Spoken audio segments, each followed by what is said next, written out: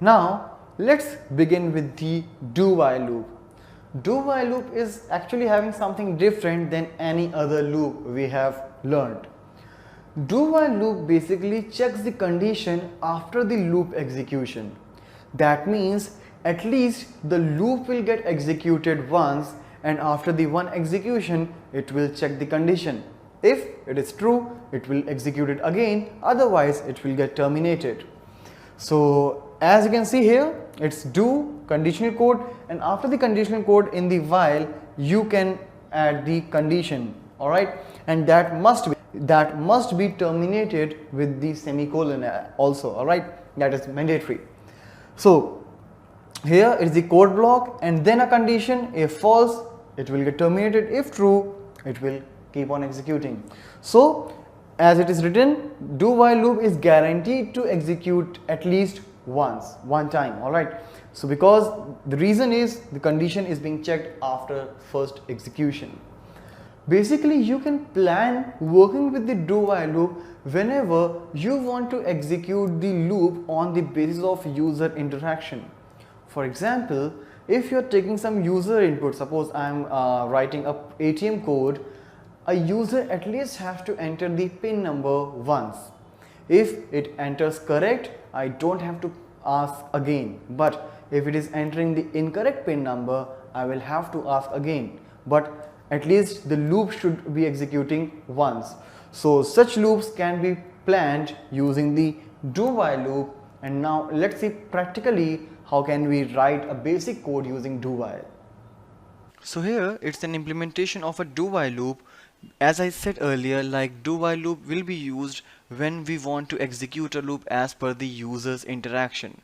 So what I want here I'm taking a PIN number from the user, and 3456 I have considered is the correct PIN which I am seeking from the user. So unless and until he will enter this particular PIN, I'll keep on asking the PIN number. But if the number of attempts, the count of number of attempts is greater than 3, then I will not ask it again. Means maximum 3 attempts will be given to the user. If in either of those 3 attempts user entered the correct PIN, I will stop asking him and I will welcome him with the welcome message. If all the 3 attempts he has entered is invalid, then I'll give a message account logged. So for doing that, what I have done here is the actual PIN, a PIN variable in which I'll ask the user input, and the counter. Now inside this do, as here you can see the syntax, after do it's the delimiters. Inside this you can put all the logical code in which I'm asking for the PIN number, and every time I'm asking, I'm incrementing the counter by 1.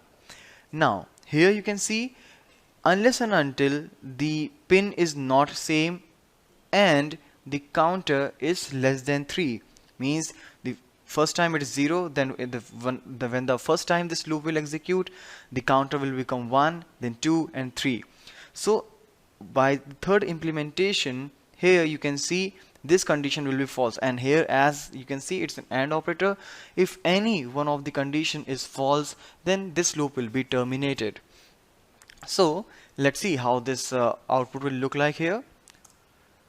So like here I'm saying enter your PIN, let's enter 1234, 1234, and last time also 1234. All the 3 attempts I entered invalid, so I got a message account logged.